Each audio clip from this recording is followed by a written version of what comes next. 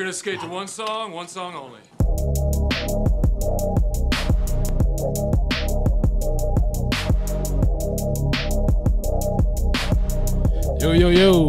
Yo. Welcome back to the SandBox podcast. We're back with another episode today. Why my buttons not working? All This is the SandBox. I don't know what happened. This is the SandBox. Yeah, we back with another episode. We got a special guest today. Was it Jacques? Go ahead, man. Jacques? Jean-Jacques. That's the proper way to say it. Okay. Jean-Jacques Jean. All right. Jean-Jacques Jean. John? Oh, my fault. Jean, but you can say Jean in English if you That's want. the American All name. right, I'm sorry. Yeah, this kind of this is Mammoth's uncle. I guess you can say you my uncle. You pretty much roster all of us grew up. Yep. I still remember y'all little niggas. I can curse, right? Yeah, you did. I still remember y'all little niggas at the bus stop. You know. For real? Yeah, I still remember y'all little niggas like that. Shit. And then sometimes when I used to take you, to people for charter school. Yeah. I remember going down there sometimes. Man, y'all little niggas grew up. It's crazy. I'm a DJ. DJ, truck driver. Okay. What else? What's other titles? I'm DJ, truck driver, truck dispatcher. Okay. A father. Husband. Matter of fact, I'm a father, husband before everything else. Okay. And then also, I dip and dabble a little bit in real estate. Okay. Just do a little bit of everything. Yeah. All right, man. I'm wearing many hats. Yeah. Okay. Yeah. All right, man. How was your week, bro? My week was okay. Last couple of days been shitty. Really, what happened? It's fucking hot as hell, bro. Oh, nigga. And then, like, central air in my apartment been acting stupid, so like I've been dealing with that shit. Nice. Yeah, I wouldn't say nice. That's not how I would describe it, bro. This is definitely a hurdle, but besides that, been good. Okay. Cool. How about you, Jack? My week is good. Yeah. Other than this fucked up cyst I got in my back that came back. Oh shit. Yeah, that thing is crazy. And my whole back is banded up. It's disgusting, man. That junk popped. Now I gotta try to get some surgery. Other than that, man, life is wonderful. You got surgery? I gotta get surgery done and to get it removed. How long that take? I don't know. Monday. I'm going to my first to go see the doctor to evaluate if they can take it off. I went through that process before. Every year it comes back 2 times. Really? Yo, it's crazy, yo. First time it ever came, I went to the doctors, followed through. The surgeon decided, hey, nah, we're not going to get it out. So I said, okay. And then every year I've been getting it twice. And I have to run to the emergency room. They have to cut into that joint. You feel all that knife cutting into it, squeezing it. It's painful as hell. What does it stem from? It just, imagine having a pimple that just blow up under your skin. Oh, wow. Big as shit, right? Yeah, big as shit. And then it gets to be like a white head. And then eventually that shit pop, man. That shit's painful and disgusting, bro. Oh, wow. That's crazy. So other than that, man, to answer your question, I'm having a great week. Okay. That's what's up, man. Glad to hear that.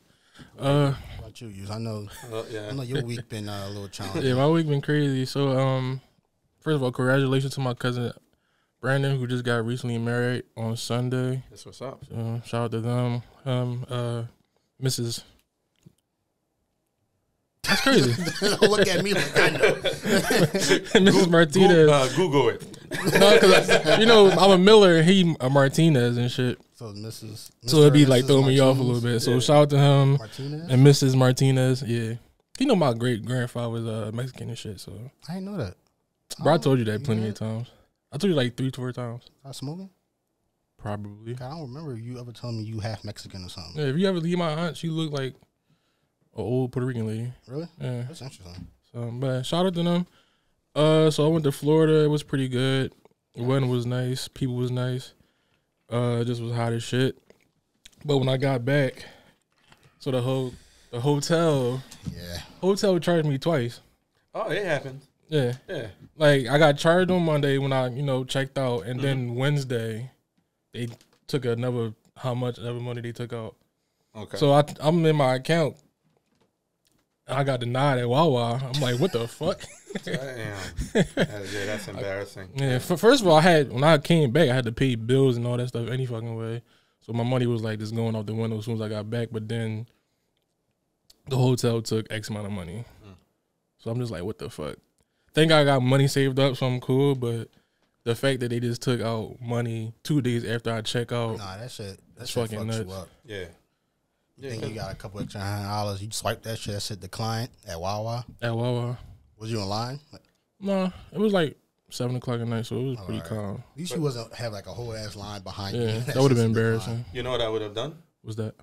I would have used that experience and tell them that you don't know the embarrassment and the level of stress that I went through. So I need you to refund me all my money, even for the stay that I was there. I was on the phone. I would have called them and tell them just like, do you know the embarrassment? My card, I would have used all of that to try to get that all that money back, yo. And look, they would probably do it too. Yeah. No, I called them yesterday while I was at work, and I was on the phone for like a good hour, telling them to send my money back.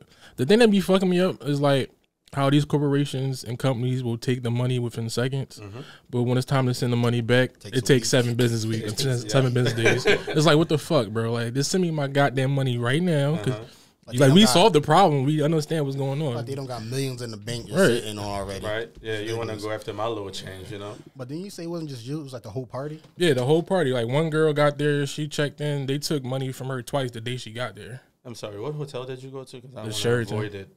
The Sheraton. Really? Yeah. And Sheraton is known for like being a nice hotel. Yeah. So I didn't. Yeah, it was bad. And then the girl that got married, Kay, she they were saying that they was trying to charge her extra each day she was there. Wow. So say if the room was like 200, they would try to charge her 400 each day. Oh fuck that! Yeah. That sounds like a finesse to me. Like even Right. For everybody that had problems. yeah. Yeah. Even like It's either that or stupid ass employee. It could be that too. Yeah, because there's a lot of dumb people out here, man. There's a lot of Working. idiots in the There's world. A lot of idiots Yeah. working. Yeah, you're like, yo, how did you even graduate high school? Common sense ain't common, Jet. It's really not. Yeah, but think about it. You need some common sense to graduate high school. Hell, even elementary. How did you? Yeah. Right. Well, you know what fucked this up, right? Yeah. No Child Left Behind. Yep. That fucked everybody up. Absolutely. Just passing motherfuckers through. Absolutely. true. Yeah. Yo. They still got that? They still do that? I don't think they do. know. I Do think they? they do. I thought they stopped that at one point. Let me explain to you. Well, I'm about to let out something. Go ahead. Let me explain to you how that shit works, right? So, I spent a little bit of time working as a teacher, right? So what I found out is that if I'm a teacher and you're not passing my class, there's a whole process I got to go through to show why you're not passing that class, to show my interventions that I did with you. No teacher wants to do all that with 30-something kids in the classroom. Imagine if you got to do that, and majority of those kids are already behind by the time they get to you anyway. So if I'm giving you a D or a C, an F or a D, I need to show that I've contacted your parents multiple times. I've tried all this stuff, and there's like a whole process you got to go through to show that. If not, you can't give that kid a failing grade. And teachers don't get paid enough to deal with the extra They don't get bullshit. paid shit. They don't get paid enough. The support is not there. You know what I mean? So it's easier for me to just like give you a C and keep it moving. Yo, when I found this out, I was livid. I'm like, wait, this is what y'all doing to these kids? Mind you, before that, I was a social worker. I'm working with these kids. Even while I'm working with them as a social worker, I'm trying to tutor them, and I'm sitting like, why don't you know this? Yeah. You know what I mean? Like, what did not teaching you this until I went into the school and realized I've seen what was going on. I see what's going on. Yo, these kids ain't learning nothing, man. Yeah. These kids in these inner cities, they're just passing them by. And that's why when they get out here, they have a hard time. People don't understand that. That's why they out here, when these people get out here, they don't really know much. You get kids that's on the 2nd grade level, they're in 6th grade. Mm-hmm. They're not on 2nd grade level on just one subject. Every subject, yeah, exactly. And these kids are in the classroom lost. Of course they're going to react. Of course they're going to get upset. Because I would rather you think that I'm bad. I do bad behaviors instead of you thinking that I'm dumb. And don't call me out on it. I come from a culture where, your teacher call on you, you got to go on the board. You got to do stuff. Even if you don't want to, you got to do it, right? And then I'm calling them up. I'm like, come onto the board or whatever. And kid throw a temper tantrum. He won't be embarrassed. He don't want to be embarrassed. Throw his book, start cursing. I don't want to do this shit anyway. And at first, I was just like, I knew the stats. I knew some of the stuff they say, but it's nothing like when you win it. I'm like, damn, why you acting like this? Or you'll punch the kid next to him, something like that. I'm like, damn, like, what's wrong with you?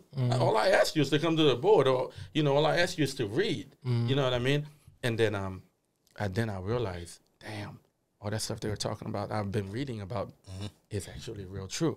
Once I'm able to sit down and get them to trust me, and I start looking at them, I'm like, damn, these kids, they don't, the level, they're just passing them by. So Child Left Behind is terrible. Yeah. It's really hurting people more than it's actually not helping you at all. Yeah. That's sad. Yeah, very. Yeah, so listen, right, so as we was talking, the girl that got married, Key, she said they was overcharging me. I was supposed what? Yeah, we was supposed to get a discount because it was like a whole group thing. We were supposed to get a discount. I didn't even get the discount. So what you need to do is you need to call headquarters, and you need to explain to them how much that has impacted you financially, emotionally. Yeah, you haven't been able to sleep. No, that's some serious stuff. Before you go any further, right? Before you go any further, my bed was fucking terrible. Yeah. It felt like I was sleeping on this shit. So I didn't even get a good night's rest since I've been there. I was there for 4 days. Yeah, well, there you go. That, your hotel room was uncomfortable. And then I had to deal with the trauma of having to be, not just charged multiple times, but overcharged on top of that. Call up headquarters, let them know, write them a letter, man. You might get a free stay at Sheraton for the next 6 months or a year. Because what happened is that it does. Everything in life traumatizes you at some way, somehow. Yeah. That right there, the embarrassment of having to swipe my card and it's not there. That money I allocated for something else. Now I got to figure out how I'm going to make this work. No, that does impact you. So now you got to think about that. At night, you could have had a good night's sleep. You don't know, maybe that's why the one day you couldn't sleep. I'm not lying here. It's a fact. Why these corporations are making their money. So I would write that, man. Be like, listen, I don't want what I went through to happen to the next person. And we got to start doing that. We really got to think about this. Take those extra cautions. We really got to start. It's not snitching. It's not. It's not. Because think about it. If I'm at work and I'm doing something wrong, somebody, they report it. They can call you out on it. Right. They call me out on it. They report it. Why are we out here letting people just do whatever they want and letting these corporations do whatever they want? You know what I mean? Not reporting it is a problem. So get it. Report it, man. Yeah. No, everybody's going to be writing a big email today. Everybody in the group. And that's about at least about 12 of us total. Oh, yeah. Y'all going to be on their ass. Yeah, you got to. And go on Facebook, too, man. Like, for this is not Facebook, Twitter. I'm going right on I'm Facebook, get busy Twitter, social media, man. Best tool out there. They don't like that social media presence, like that people comment on all that. That shit get viral. And like Google reviews and all that. They hate that shit. So even better, you on a podcast. Yeah. I could get busy. We got a platform now. Yeah, you on a podcast, man. Yeah, Make so it happen. Sheraton, you fucked up my fucking Sheraton. Clearwater, Florida. Oh yeah. I'm not talking about all Sheraton, but I'm talking about Clearwater and give them the exact address. Give them the phone number too. Calling complaints. Yep. Outside of that, yeah, everything was great. It was good to go out of the city. I know you said you didn't want to come back. Yeah, for a few days. So. Yeah. All right, so Jack, man, I want to get into your origin story. Yeah. All right. Where you coming from, leading up to what's going on today? Where I come from, I'm from Haiti. From Haiti. Yeah. So I came from the capital of Haiti. I came from the capital of Haiti. Okay. What is that? Port-au-Prince. Port-au-Prince. That's the way it was sound here in English when you say it. Port-au-Prince. I moved here. I was, I think, maybe 13. Oh wow! Yeah. So you spent some time in Haiti. Yeah. Okay. And I think some of the best part of me, of who I am now, is because I did spend more time in Haiti than most of the other my other siblings. Okay. I think Vivian came when she was maybe about 12, 13 as well. Really? Yeah, I think so. Yeah, but I was real. Oh, you small. you the youngest? Out of my mom and dad, I'm the youngest. Okay. And then from my mom had 2 more after. Yeah. So you come from a big family. Huge family. Yeah. Yeah, huge family. How many brothers and sisters you got in total? It's 11. So it's my mom and dad 7. My mom had 2 more, and then I got Linda and Dawn. Okay. Yeah, so that's like 11 of us. Damn. Squad up. Yeah. Everybody got at least 2 to 3 kids. Yeah. Yo, Jacques, listen, right? Listen, this how crazy. We squad deep. Every time y'all do an event, yo, and I come, it's a new face every time. Damn right. Yo, I'll be like, yo, who is that? The sad part is I'll be the same way. Damn right. like, Sometimes I'm the same way. I like, Papa, Papa, who's this guy? Oh, that's a new cousin. Yeah. Where the fuck he come from? You know, he 18. Yeah. Like, he came out of nowhere. Yeah. Yeah. Yeah, that's what I always loved about y'all family, though. Like, y'all was a big family. Y'all was, like, really family oriented. Yeah, we are. I always loved that about y'all. Yeah, we're real tight. We always together. Yeah. That is one thing my wife said, like, you guys are always together. Yeah. And that's a beautiful thing. It is. You know what I mean?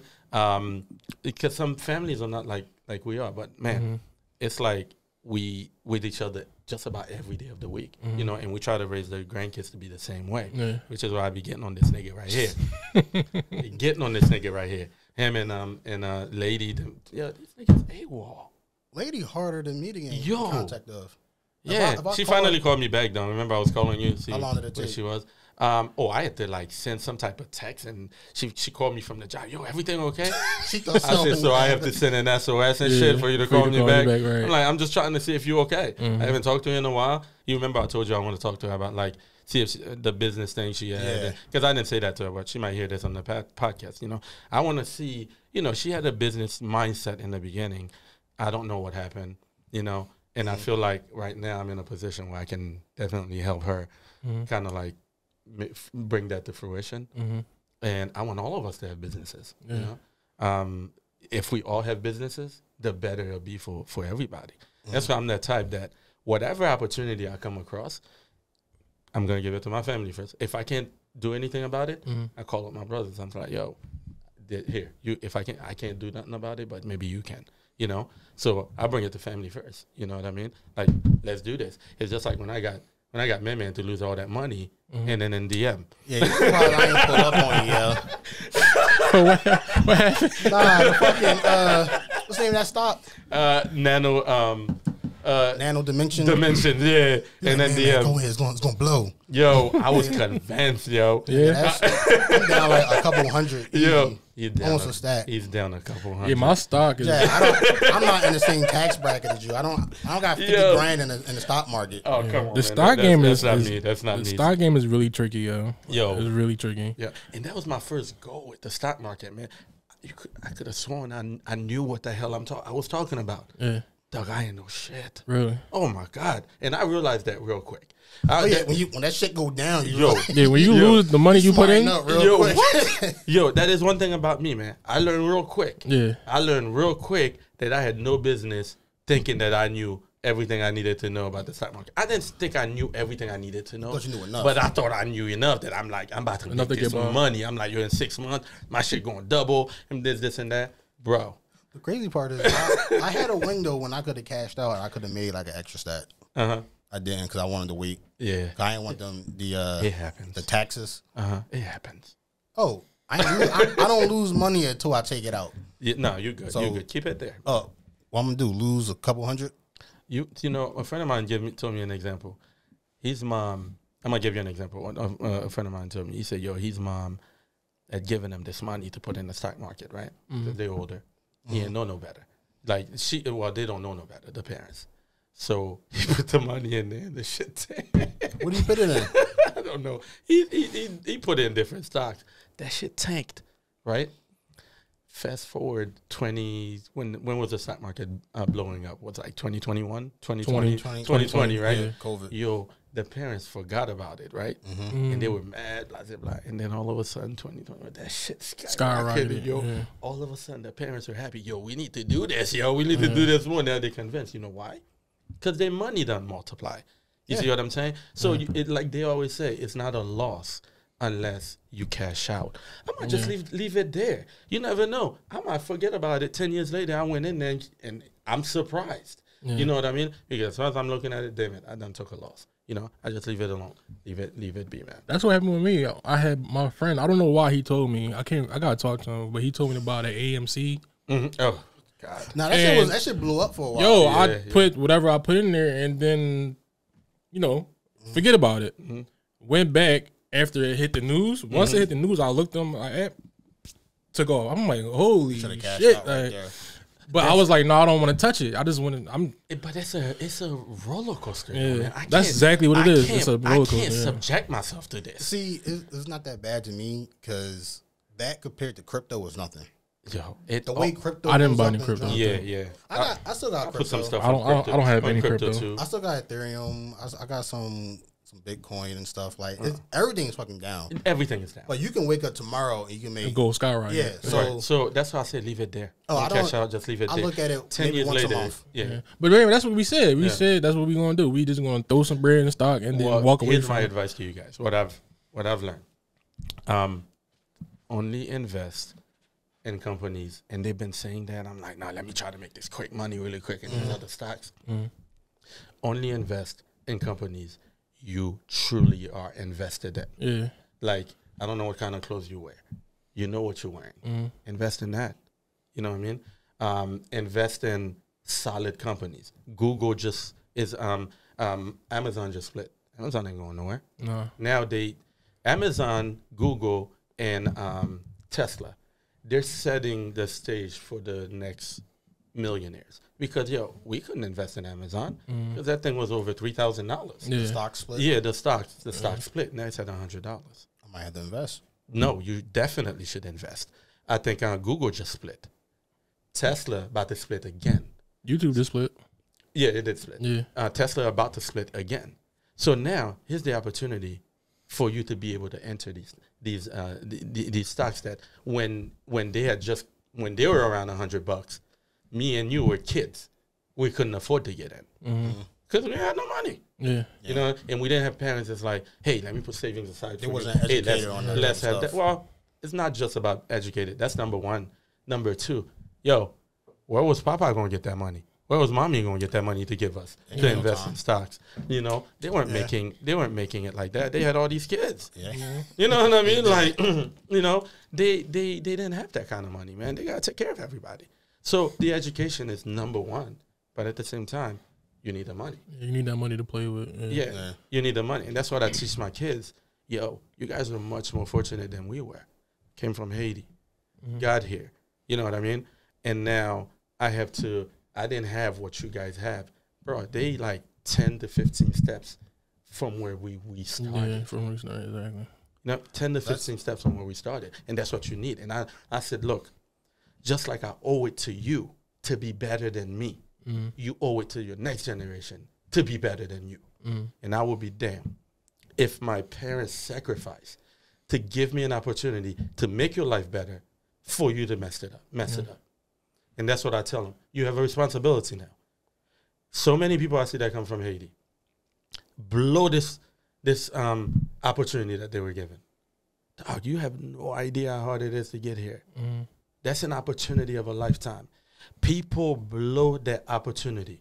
Where you have thousands of people in Haiti, you give them that chance, bro, they're going to move mountains. You were selected out of all these people to come here, a country of opportunity, and you blowing it, there are no excuses, dog. You're just a piece of shit. That's all it comes down to. And I don't care how anybody feels about this when they hear about it, you're just a piece of shit. Because at any moment in your life, you can change your situation. You can. I'm a living testament of that. Even from, we might get into this later, even from the way I went from after I graduated college, I was making, people without college degrees were making more money than I was. You see what I'm saying? And then, it's a whole lot. And I decided to just change my situation. Was it easy? Hell no. It was hard. But you make that decision. Find out how to do that. Ask people for advice. Don't be too proud, man. You gotta do that. Okay. So to go back, so you was living in Haiti for 13 years. Mm-hmm. What was the process like, coming from Haiti to America? Well, my parents took care of the process. Okay. So I was just a kid. Okay. So, the process from, how it goes, my father filed. Mm-hmm. And then once he filed, it took some time. And then once they approved it, and then we here. You didn't know I was supposed to come a month after Stan got here. I don't remember no one coming besides you. Really? You're the only one I specifically remember walking through the door. I was like a fucking baby in a onesie. First day I met this nigga. I remember him, yo. First day I met this You're nigga. the only one. Quick story, right? First day I met this nigga, I was like, yo, fuck is wrong with this kid, yo?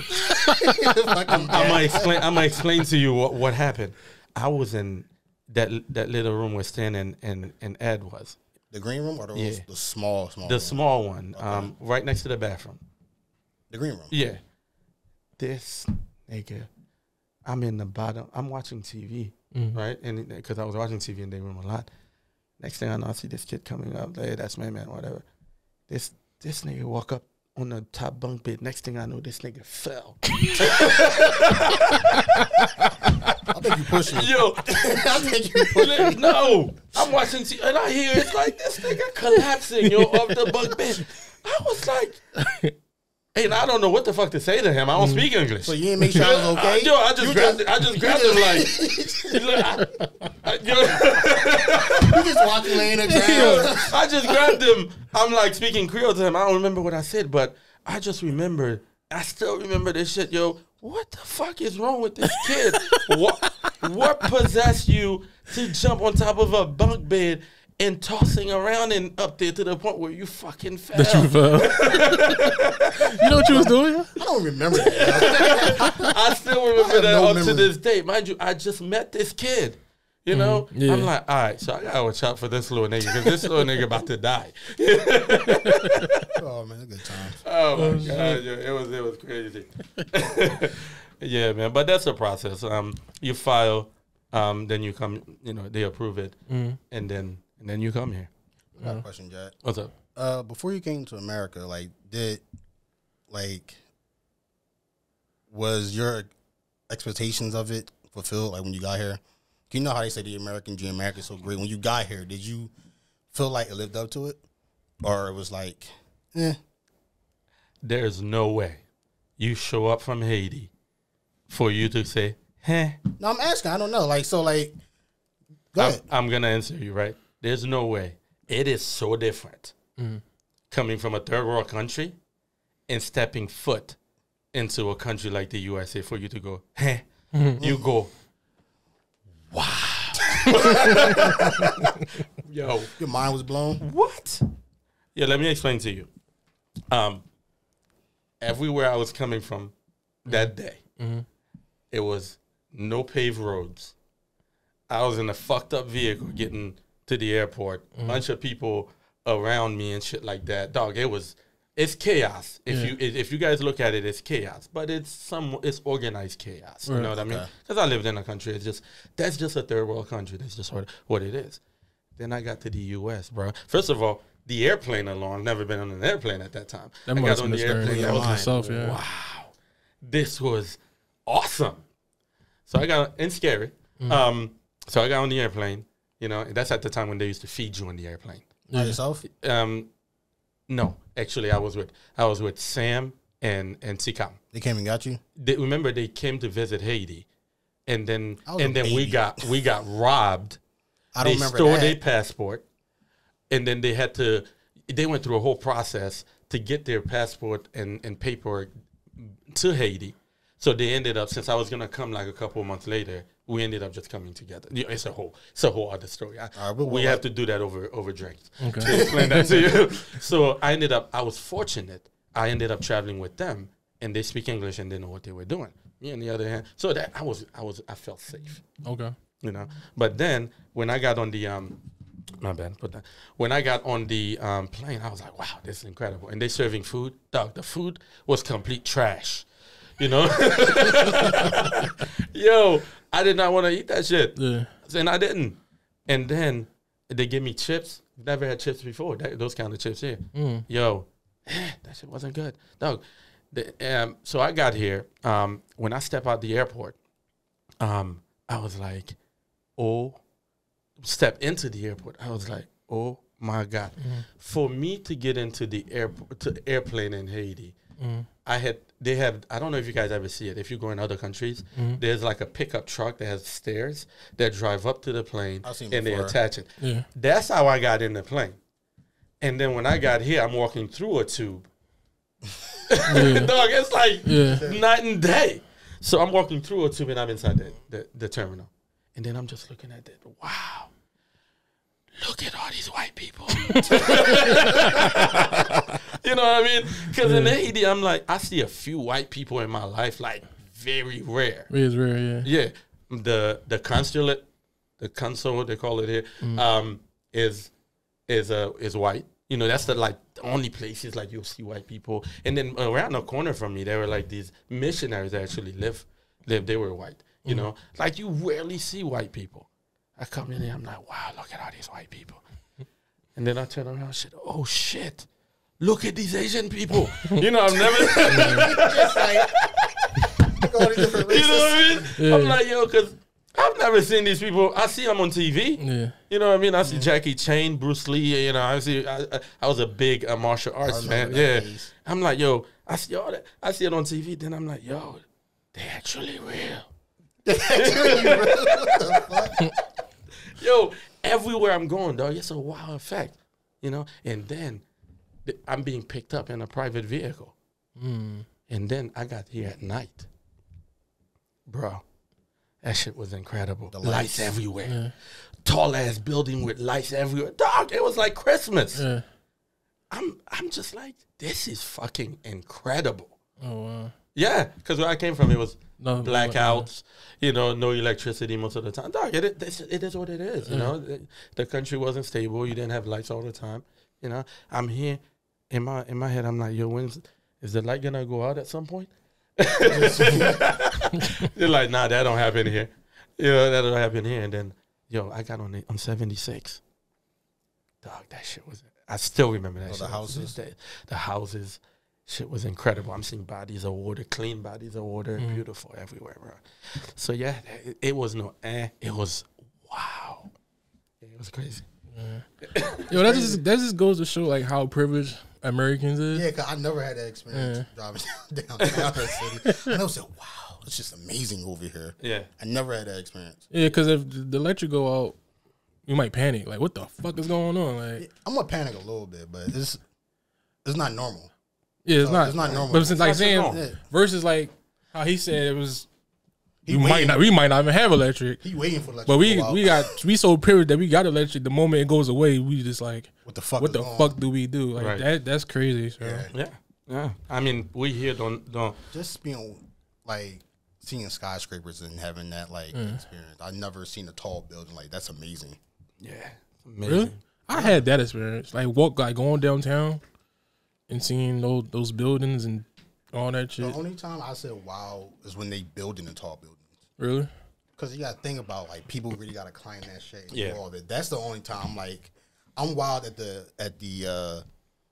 It's a fear factor. Yeah. Like knowing that they're up there building this from hundreds of feet in the air. Yeah. That's like the wild for me. Yeah. Like just walking downtown, I said, wow, that's a beautiful tall building right there. Yeah. I never experienced that. It's not. I mean, there's a few tall buildings in Haiti, but it's not like here. Plus, the way it's built here and maintained and beautiful, it's not like that over there. You know. Okay. At least when I was growing up, you know. Okay. So and then with the earthquake and everything, a lot of stuff had gone down, and then they rebuilding them and everything. So it's different. I know at one point you was about to take me over there. Yeah. To Haiti. I should have. I kind of still want to go. No, not too late. You can't. No, you can't go right now. Haiti is going through so much crap right now. Like especially this with kidnapping and gangs all over the place. I've been wanting to go to Haiti for the past 3 years. I'm really aching to go. I love my country. I love when I go there, man. It is awesome, but I can't go. Listen, I got 3 kids now, man. I can't take. I see some of my friends it's still going down there. I can't take that risk, bro. I can't do that. I got a wife and 3 kids here, bro. Nah, no way, Jose. I don't blame you. So you didn't come over speaking English. You learned how to speak English here. I learned how to speak English here. So I took a fucked up course in Haiti. Oh, so in Haiti, it's a requirement for you to, at least when I was there was a requirement for you to take English class in school. Once you get to secondary school, you got to take English class. But then across the street from me at this church, this guy was teaching English, and I took a course from him. Yo, now that when I got to the U.S., I realized this guy wasn't teaching us a damn thing. This guy was a fraud, man. The guy was a total fraud. Yeah. Yo, and when I got here, I'm like, yo, what the fuck? This guy wasn't teaching anything. Yeah, no. He pretended like he could speak English, bro. He was a total scam. You know that shit remind me of that video of years ago of the foreign teacher trying to teach them English. She trying to say Google. And she said Google. You remember that shit? No, you know what I'm talking about? No. Like she got Google on the board and shit, and she said Google. I'm like, that's not how you say Google. Yeah. So then I got here. I got here in January, and I was gonna go. I think I was gonna go to high school by the next year. So I practically learned English in roughly 4 months. Oh wow! You know, yeah. I practically, at least learn enough that I can speak and write and be able to do well in school. I remember Sam. I was mad as hell at this dude. He was like, "Yo, we no longer speaking Creole to you." I don't know if you remember that. I still remember that shit. We no longer speaking Creole to you. You got to speak English. That's how you're gonna learn it. I was like, and he's speaking English to me. I don't fucking understand you. Yo, but that shit worked though, because it's like then I'm like forced to learn it, and then every day I come from school, I'm rushing home because I'm trying to watch Power Rangers. You know, here goes Popeye, yo. No, dog, I was serious about my Power Rangers, dog. I was the Red Ranger all day until Tommy came in, and the gold and the green and then Gold Ranger. You know what I mean? Like I was Red Ranger all the way. You know what I mean? So and then Popeye, every time he come home, this nigga got me switching from Power Rangers to fucking Barney. Yo, why? Because believe it or not, he's right. Those shows help you learn English. Oh, education. Barney, all those shows that came on PBS, dog, they really teach you. Jack, you was both watching Barney together or something? I didn't have a choice. My dad forced it on me. And when I was in school too, in my ESOL program, they had me watching Barney, Big Comfy Couch, Reading Rainbow. Oh, that's a classic though. Yeah, that is a classic. Yo, but I had a good time doing it though. But that stuff really helped you learn English. Yeah. So when you came, you went straight to high school? Nah, I was in middle school. Middle school. Yeah. So what was that like? Because I know how, from our experiences in middle school, like kids can be cruel. Yeah, they are. Especially when they're not, like Americans and shit like that. Yeah, they are. So I was fortunate when I came here. Things changed little bit, but I still had people that tried to bully. They tried to bully me. I remember, because I couldn't speak English, but I did make friends with people that were there before me. So I remember a couple of bullies. I had to snap on this one bully. Actually, I snapped on a couple of them. All I remember me saying, I talk to you. That's all I was freaking saying to this kid. I didn't know what else to say. I couldn't say nothing. And I was ready to fuck him up. Yeah. You know, it was one of the big bully in the school. And then what he did, just like a little bitch that he is. So now he wants to go get these boys. Because now all of a sudden the kid that don't speak English, I probably look crazy as fuck. I bet. You know how it is when somebody don't speak English. And then now he wants to get these boys to come and just attack me. Dang, you know what I mean? And then there's another bully I met at he was a bully. He was trying to bully me in school or whatever. And then I met him at a skating rink. And then he came and he just shoved me a little bit and shit. I said, oh, okay. I ran to this nigga. And I just fucking juked that nigga back and dropped his ass on the floor. Yo. And then he got off his skate and he's like, I said, I'm right here. Right. You know, whenever you're ready, come on and do it. Yeah. You know what I mean? And then he backed up because he's a bitch. Yeah. You know, that's the thing with bullies. Most bullies are. Yeah, they're a bitch. You know, they pick on people they know they can get away with. And when you clap back, they go get their boys. Next thing in school, he gonna grab his boys and you gonna try to come in and intimidate me. I'm not scared of you. I'm scared of you. And then I grabbed my boys. Yeah. Yo, I told them, yo, we're gonna fuck these niggas up. And Creole.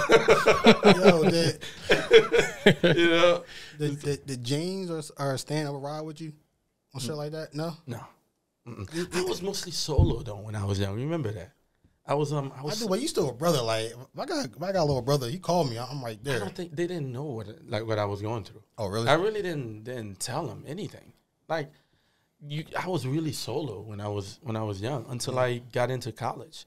You know what I mean? Okay. And to be honest, yo, my brothers didn't want to fuck with me when I was young. Really? Because I was the last one that came. Baby. And I was the last one that came. I didn't speak English. They spoke English. And they probably won't admit it. It was a little bit of an embarrassment for them. You know what I mean? Because I realized that. I was a smart kid when I was a kid. Since I was little, I read shit. You know? Because like I used to ask them, take me to the basketball court or whatever. Like, I don't speak English. And like, back then, you got to understand, being Haitian wasn't cool. It wasn't cool then, yeah. It wasn't cool. So I understand they're kids. I understand what it is. So I was by myself majority of the time. Think about it. When you remember me going, you always solo. Though. I was always by myself, and I understand how it is. You know, so they were doing their own thing. It is what it is. But then, you know, learn English. Then I became the coolest cat in the family. Real rap. Being Haitian became cool. Yeah. I was in school. I'm doing a whole lot. You know what I mean? Yeah. So then we got closer. You know what I mean? Yeah. And it's just the nature thing. So now we close as heck. You know what I mean? Okay. Was everybody on 17th Street or was that 26th Street? They started out in 26th Street. Okay. Meme wasn't born yet. Okay. And then they moved over to 17th Street. I wasn't here yet when they moved to 17th Street. Okay. You know what's crazy? I still don't know how we fit everybody in that house. Yo, I visited 26th. What, on 26th Street? On 17th Street? Either or. Yo, I went to 26th Street. I was like, yo, how the hell were y'all living in there? Again, privilege, right? Yeah, I became privileged. Because, dog, when I went back to Haiti and saw where we lived, dog, room was like, this was bigger even. Really? I'm like, yo, how the hell did we all fit here? I mean, we had several different rooms in our house or whatever, but the house is small, bro. Yeah. And I went back. First time I went back, I was like, yo, how the hell did we live here? Yeah. Damn. That's when you become more privileged. You know, it happens. Human nature. Yeah. So what was that high school like? That high school transition? High school was awesome. Yeah. High school transition was awesome. What high school you went to? At first, I went to Alny High School. Dog, that was another wow factor. Dog, the chicks in there were amazing. You know, I'm being subjected to more variety at that point. Alny High School was when I first there, it was a big wow factor. And then it was cool too. Like I meet a lot of Haitians there and a lot of other people. At that time, I started speaking better English. I was doing really good in school at the same time, and I was in the soccer team, so I was really busy. Okay. And then eventually I transferred to Washington where Ed was. Oh yeah, I transferred. 10th grade after my first report period, I transferred to George Washington High. And that was good too. That was more like, you know, George Alny is more inclusive of like, you know, more minorities. Okay. And then I went to George Washington. It was George Washington was also diverse, but not like Alny was, you know. Okay. And that was pretty good. And that's when I joined over there. And at Alny, that's when I joined. I was in soccer, gymnastics, and tennis. Yeah, so I did all three sports. You was active. I was very active. I kind of remember that. Yeah, and then when I jumped to Washington, I also was like doing plays and stuff like that as well. In addition to that, I was in the choir over there. I was in a lot of stuff. Really? Yeah. You in the choir? Yeah, I was in the choir. I know this voice. No, I can't sing no more. I'm about to say hit a note. Yeah, but this voice, I remember I started out as a tenor, and then my voice started changing more. And then they put me in bass. That's when they're like, yeah, your voice is changing, not for the better. Go make some noise in the back. How was your college experience? My college experience was awesome. It was college was even better than high school. You know, that's when I became like an activist. You know, I was doing just about everything. That's when I joined the Haitian Student Organization, and so we became real cool with the Caribbean Club and Soca Club. I met my wife there. Oh, really? Yeah. Temple was amazing. I went to Temple University. It was amazing. I still remember the first day you introduced me to Magenta. Oh, yeah? Yeah, we went to like clothing store or some shit, I think. Was it that time I went through the period? Every time I get paid, I went and buy myself some clothes. Probably. Yeah. I don't even remember that. Yeah, it was cool. A long time ago. A long time ago. Yeah. When did y'all meet Reg? I met Reg in high school. Oh, really? Yeah. Okay. I met him in high school. Yeah. It was he was in Ez class, and you know they were real cool. Oh. Yeah. Ed and Reg, they the different sides of the same coin. Mm-hmm. Them two. Yeah. I just remember Reg always being there. Really? Yeah. Yeah, I don't have like a memory of the first time meeting Reg. He's just always been on with Reg. Yeah. But yeah, Reg has always been there. Yeah. It's crazy. So what did you go to Temple for? So I went to Temple. I wanted to be pre-med. Okay. So when I got there, I think they say you have to major in something else. You can't do pre-med. So I minored in psychology and majored in human biology. So and then I started taking even like anatomy and physiology, all this other stuff, biology. I took all these science courses. Doug, I didn't want nothing to do with none of that. Mm-hmm. It was just my mom, since I was a kid, kept pushing it like, oh, you got to be a doctor, you doctor. And I thought that's what I wanted. Here's the funny thing is, my mom tells me, you got to be a doctor. Since I was born, my mom put me in her boutique. We call it boutique, but in her store. Since I was a kid, like really a small kid. What kind of store you at? It's just a store you sell everything. So I'm like a convenience store. Right. Okay. So it's like she'll go to the Dominican Republic, buy like big sacks of sugar, rice, and stuff like that, and then we have to come and break it down to make profit. Oh, wow, I never knew that. Yeah. So everything in the store, you have to break it down. So when you sell it, you have to make a profit. Yeah. I have to know how much I have to give other people, and you know what portion you have to give, you know, to make sure that you make that profit. Dog, you had me in that store, and I'm thinking about it like, you had me in that store. I was doing business since I was a kid, but you pushing for me to be a doctor. That stuff don't work. Yeah. And then when I'm learning that stuff, I'm like, okay, I'm in psychology, which I loved, learning psychology. So I ended up turning that into a major and then picked up sociology. Okay. I should have never done that. Those two majors you should never major in college. Like the liberal arts, don't major in none of that stuff in college. If you think you're gonna make money with that, unless you get your PhD or whatever, you ain't gonna make no money. So I majored. But throughout college, dog, I'm getting arts from Haiti. I'm setting stands outside the temple. I'm going everywhere. I'm selling shit because that's what I know. So you just always been a businessman since you was a kid? Yeah. It was installed in you? Yeah. Okay. You know, that's what I know. I'm like, so people are like, yo, why don't you just major in business? I'm like, and back then you couldn't tell me nothing. I know what I know. Yeah. Fuck what you tell me. Yeah. You know, I'm like, yo, I don't need to major in business. I know business. And in a sense, it makes sense, but it doesn't. It's like, I'm going to learn psychology because business people know psychology. Yeah, because you need psychology in business. So I'm like, my thing is I can do business without majoring in business. So I'm just going to do psychology and use that to help me with my businesses.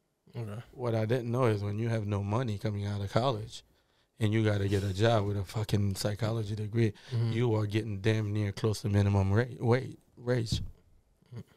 You know what I mean? Yeah. And you don't have any money doing a business. It's damn near impossible to succeed. Not only that, you have responsibilities too. So I should listen to those people that say major in business. What I should have done was major in business, minor in psychology. Yeah, that would make sense. Yeah, that was perfect. That was perfect. That's what I should have done. Yeah. But you couldn't tell me anything different. Nah, I don't need to major. You were still young. So. Yeah. Like young, young and dumb. You know, I had that strong mindset. Yeah, like, you know. You knew what you knew. Yeah. You know. So that's college, you know. Went to a few parties. Didn't party as much. I should have. You know, if I could go back, I would definitely party more. That's surprising to me, Jack. Yeah, because I'm laughing because the person I know you to be is like, that's kind of crazy. Here's what happened. I was working damn near full time in college. Okay. I was working every weekend when I literally get off school, and even during the week. Yeah. Okay. I was. Don't get twisted. I had some cash in my pocket. Yeah. You know what I mean? I started working at a country club. I started as a waiter and a runner and a waiter. Okay. And then I realized how much money them damn bartenders are making. I'm like, fuck this. I'm gonna become a bartender. First bartender gig I did in there was a juice bar. So they started making fun of me. I'm a juice bartender. I said, okay, not a problem. And then next thing I know, they had this wedding. Irish wedding. I fucking love Irish weddings. I do. These motherfuckers can drink. I love it. And here's the thing, though. They drink, and they have a good time. You don't have to worry about them fighting and none of that shit. They love you, and because I'm fucking overpouring for them, getting them intoxicated. Next thing I know, I'm having all this fucking money in front of them. My first day as a real bartender. You know what I mean? So to go back to the story, there was a 300 people wedding. They were short a bartender. And then I remember the manager, Chuck. Chuck was like, yep, you want to be a bartender? Today's the day. Go ahead. I'm sitting there. I don't even know what vodka is. Yo, I don't know what vodka is. I don't know what gin is. No. There's a trick to the madness. Okay. So I'm like, shit. I'm back there. So they give me a brief 10-minute training. This guy named Sean, he was a supervisor. He's like, yep, you do this, you do that. And then he's like, you got this. I was like, damn right I got this. You know, I'm about to make all this money. Damn right I got this. And that's my mentality all the time. Yeah. Give me whatever. Yeah. I will find a way to work I'm going to through figure it out. Yeah. So these people come up, yeah, I want a vodka tonic. I said, you know what? I will definitely give it to you if you tell me which one of these. You know, I'm like, yo, show me how to do this. Yeah. I'm like, they're like, what? I said, I'm going to be honest with you. I've never bartended before. Don't tell that to an Irishman. You're like, well, you never bartended before? We got you. Yo, all of a sudden, my bar is the most crowded bar there. And I'm looking at all these other bartenders like, what's going on, right? Yo, they're like, yeah, let me show you how to do it. What happened is they teaching me to give them exactly what they want. Not 3 shot, 3 pour, 6 or 7. I want it. God damn. You know what I mean? Yeah. Next thing I know, everybody's at my bar. Like, yo, he don't know what he's doing. We teaching him, and we having a good time. Yeah. And they getting wasted, right? Everybody's at my bar. But the good thing with them is they getting wasted. They giving me money. Yeah. Next thing I know, I'm used to, when I was a waiter, I'm used to getting like $3, $2 tip for the whole night. Or $5. Dog, this first person drops a 10. I'm like, yo, I'm loving this. Drops a 20. Yo, I literally, my first day bartender, I literally walked out with over $300 in tip. Sheesh. Damn. What year was this? I don't even remember. And then I didn't know I was supposed to share it with the other bartenders. Pocket all my money. All yo, I made all the money, yo. Yeah. I was out. They didn't say shit. You had plenty of opportunity to say something to me. Right. And then they started talking, yeah, the other night, you know, when you bartend, you got to put your money together. I said, why? I said, I made the money. Right. They're like, yeah, well, that's not the rule. That's not how you do it. You're supposed to put it together, and then at the end of the night, you split it. I started understanding why. And I'm like, okay, cool. Then we do that. But I was making some money. Yeah. Yeah, but so go back in college, you know, I was working a lot. So I was working 1 to 2 days throughout the week, and then I was working over the weekend. Right. Yeah, so I was hustling, bro, and selling shit on campus and all that. Yeah. So from there comes the DJing. Yeah.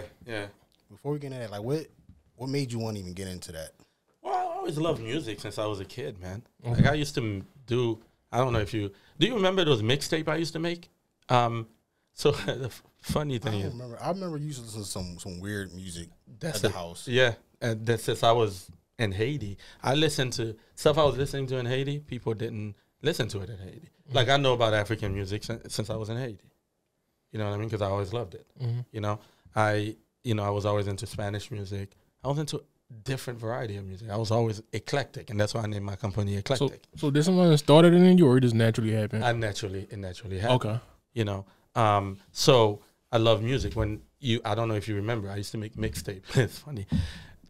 Power 99 used to play these on Saturdays, weekends, they used to play these cool ass mixes or whatever. So what I did is I started recording it, section of it. Right, back then we had the tape. You can just push record, we record it, and then I would play the CDs, find good songs that I like from CDs, and I would record certain section of it to create the mixes. So I'm literally mixing from the radio, stuff I hear from the radio, and CDs, and other cassettes, songs, like literally create mixes just like that, Oh, wow. And I remember one mix I made with different CDs. Just from a radio. Yeah. Put the CD in, play number one, and I paused it, switched the CD to the next part of the song, made a mix, took it to school. They loved it. They're like, damn, you did that. I remember there was this other kid, there was a DJ that was saying he's a DJ, had records and everything. It's like, this shit is good. Just basic shit, And my very first party, remember that party we had for Popeye one time when Ad and them was dancing on Popeye and everything? I was using all CD player, cassette, remember that big old machine we had downstairs? I was using that to DJ and shit like that for us. And then. So that's how it started. And then I'm also at the country club. I'm looking at these DJs at the country club. I'm yo, these motherfuckers are trash, yo. And then I went and asked him, I'm like, yo, how much did they pay you guys? He said, well, you're like $30 an hour, $40 an hour. I said, you what? Okay, I went from I was doing well as bartending. Yeah. I wasn't doing $30 an hour. Right.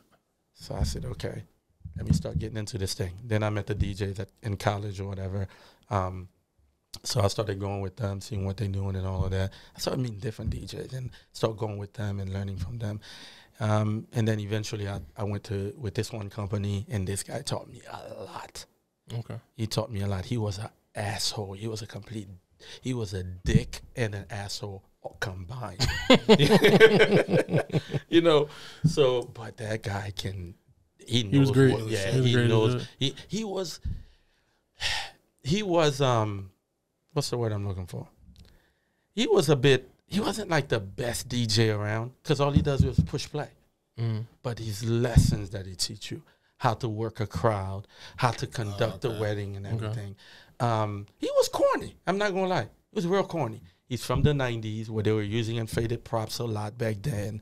And he still wanted to carry that, back over to, I don't know, where we were in the 2000s or whatever. Yeah. He was corny. But, man, I learned a lot from this dude, how to conduct a wedding. And then I just take that and I just start, communicating with other DJs and learn different ways that people do things. And is this before or after you started your own? No, that was before I started my own. Okay. So I was going with other people and everything. And then that's when I knew what type of DJ I wanted to be, when I listened to Fat Man Scoop. Really? Yo, you listen to Fat Man Scoop. I love Fat Man Scoop and DJ Clue, but mostly Fat Man Scoop. The Fat Man Scoop. Yeah. How he hyped the crowd. Yeah. I'm like, yo. He can really get the crowd going. Yo. I'm like, this is what I need to do. And then that's when I start learning about how to move a crowd. You can use music to move an entire crowd, right? Mm-hmm. But when you know how to MC, say the right thing at the right time, bro, there isn't.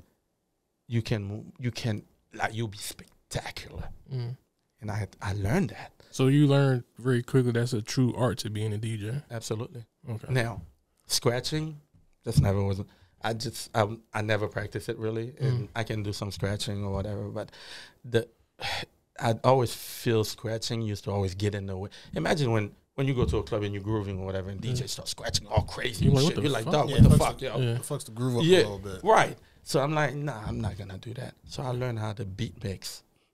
And I beat mix. You beat mix really well. Yeah. So you're going to keep everybody on the dance floor. And then you add the hype, the MC to that. Not just somebody that's just constantly yelling and talking on the microphone and shit. Nah, the dog, shut the fuck up. You talk at the right time. and you back off. Get the crowd going. Because I don't know if you guys see any of my videos. When I get on the dance floor, I dance with them. Yo, I tell people when I come to DJ your event, I bring an experience. It's an experiment. I bring it. Watch the. I love it. Yeah. I bring it. It's a show. Yeah. And that's what I bring to every event, whether it's free or they're paying me $3,000 or $4,000. I treat every event the same way because I love what I do, bro. Yeah. Let me jump the gun real quick. So you come from everywhere. You bring your laptop, speakers, the whole nine, versus the guys that used to bring the crates of fucking records and had to drag all that shit from the van to wherever the venue was. Have you ever experienced that hate versus from them, like the older DJs from back then versus the new DJs? Yeah, of course. You get that all the time, You're like, wow, laptop and CDs are not the same thing or whatever. It's not, this is better or whatever. Listen, I tell them straight up, if I want to experience a vinyl feel, I got vinyls at the house. I actually practice with vinyls. Okay. I just never take vinyls out to work with. Why would I? Yeah. Think about it. Before gasoline vehicle was a thing, what did we have before? Horse and buggy. Yeah, horses and stuff donkeys. like that. Yeah. Back then, some people never thought, you had haters about gas, right? Then now gas vehicles became the thing, right? Yeah. For years now. Now we're moving to what? Electric. Yeah. You still got haters saying electric is this and that, electric and that. Where are we going? We're going for the electric. Yeah. That's the future. So you mean to tell me because I carry a laptop around and everything is digitized, I can do everything you're doing? Yeah. I can scratch, I can do all of that. You think all your vinyl makes you better? No, it's a preference. Yeah. It's a preference. That's just not my preference. Have I used it? Yes. At home, where I can just let it sit and I don't have to carry that big old thing around. The same thing I do on the vinyl, I'm doing over there. So when people are like, vinyl DJs were better, it's nothing like the feel of a vinyl. I say, they got plenty of controllers out here that give you the feel of the vinyl. Shut up. Shut up. I walk in with my laptop. I set up in no time. So I don't think we don't have that conversation anymore. Vinyl's better. Occasionally I meet somebody at a wedding I'm doing. Yeah. Like, man, I used to DJ back in the days, I'm like old school with the vinyl or whatever. I just let the man talk his piece, man. You go and feel better, bro. I'm too old now to jump into a useless conversation with you. Yeah. I don't care. If anybody that's like, back then we the true art, then where are you now? Let me see you in the DJ conversation. Yeah, what you doing mixing today? And scratching. Yeah. They won't survive. Exactly. I'm not at that level that I'm gonna scratch. That was never my thing. I know what I'm good at. I'm good at beat mixing really well and emceeing really well and keep my shit nice and tight and professional. And that's why people come after me to DJ their events all the time. So I don't get into those conversations. I just let them talk. Okay. So the company what was the name of the company? The one I own? The one you started working for? I ain't gonna give them no publicity. I don't even remember. I don't even remember. I'm not gonna say their name. Oh yeah, don't say their name. We're not. I didn't even know there was like such thing as like DJ companies. Oh yeah. Had multiple DJs on the. Yeah. And they just sent them out. Gigs. You gotta understand these guys. Some of these guys were at the beginning when the market just started, where DJs are like doing events, making it a profession. Professional events. Okay. Right. So they still around. So these guys kind of on the market, but the market started changing because they still have that older mentality. They still had the older vinyl mentality. Well, I wouldn't say vinyl. It's just they had an older way of doing things. So in order for them to survive too, they started coming after us younger guys to kind of bring that flair and bring that difference there, which is smart. Yeah. So that's how a lot of them survived, but they already were well known in all the facilities around this area. So it's like whenever they think, I'm looking for a DJ. Oh yeah, that company. Here's that company. They've been around. They're good.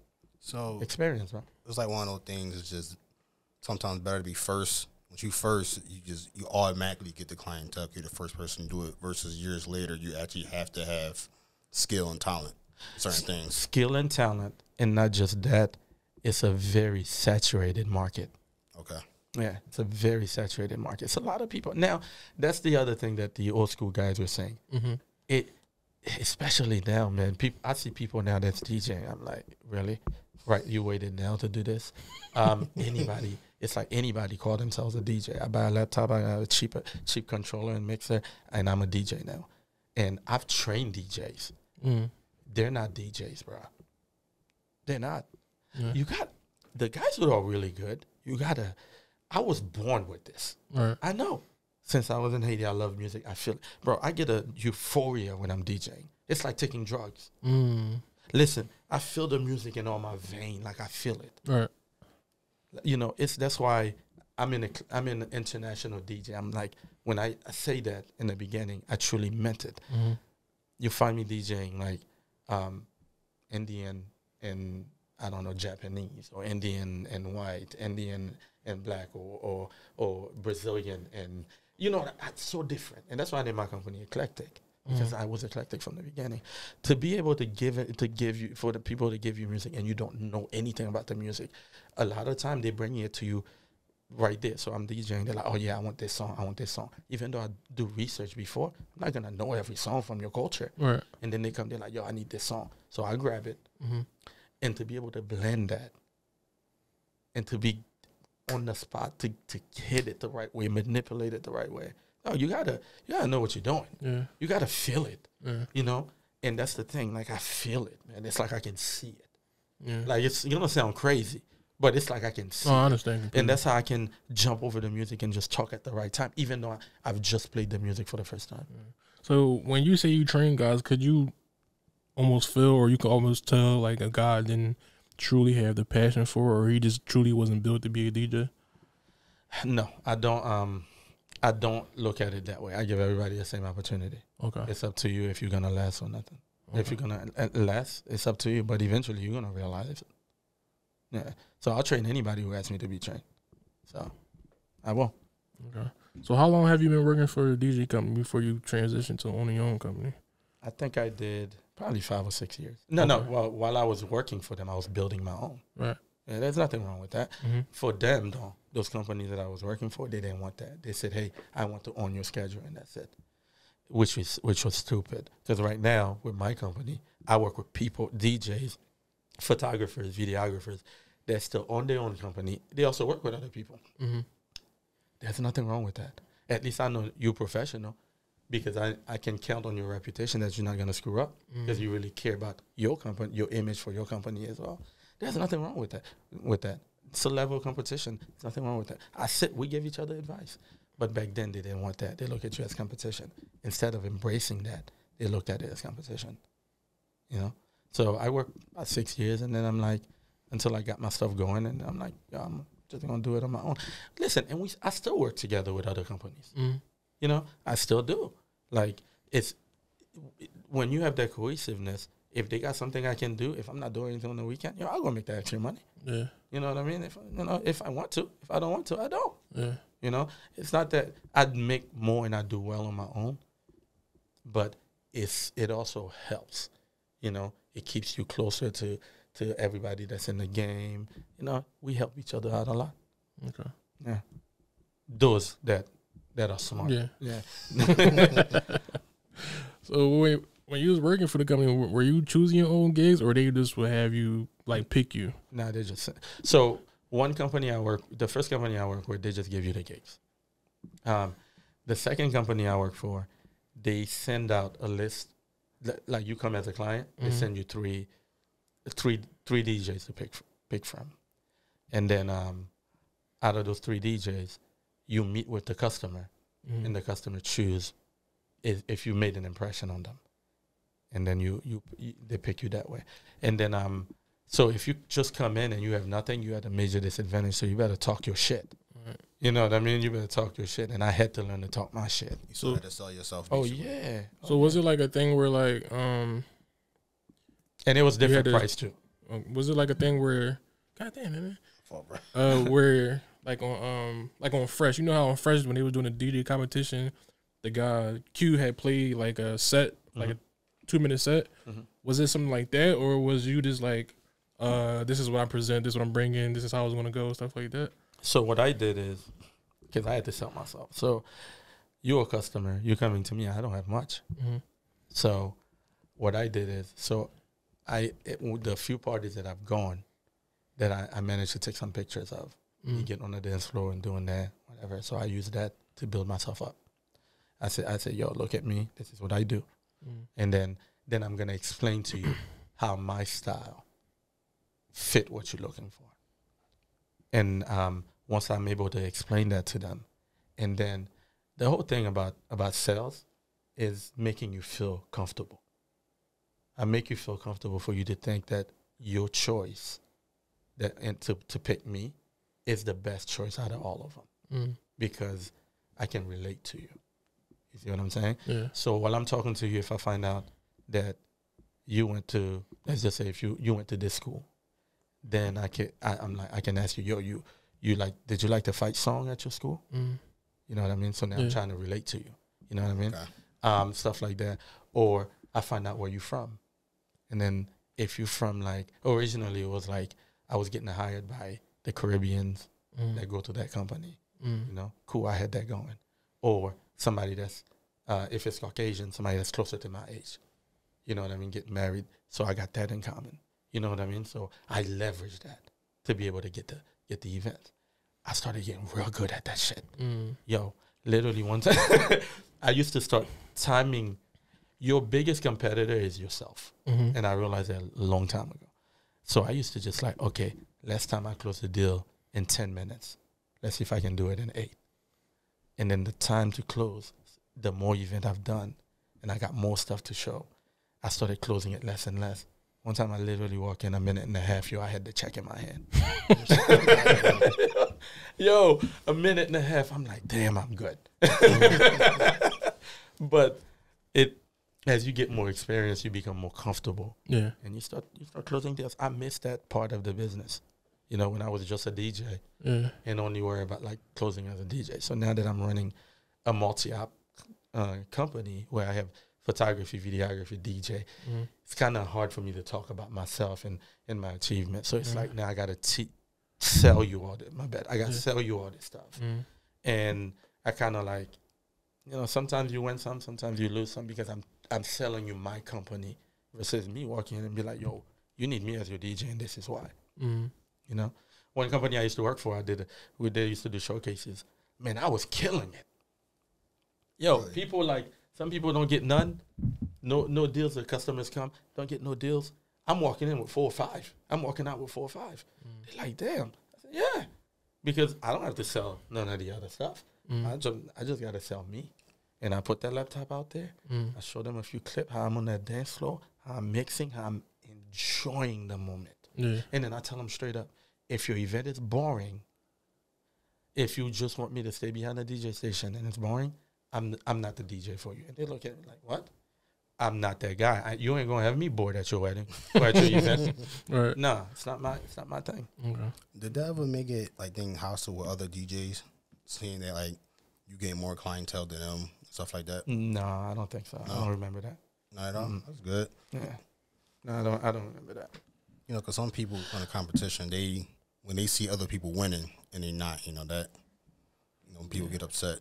They used to do these end of the year events where they just oh yeah, he did 50 events. I guess that was what you're talking about, but I never looked at that as a competition. There's also a preference thing going on for them too as well. You know what I mean? Okay. So it's you up and coming. They will send you the trashy. Not trash. The lower end ones. The lower end events, Thus, you're not making as much money because we were getting paid on a percentage. Okay.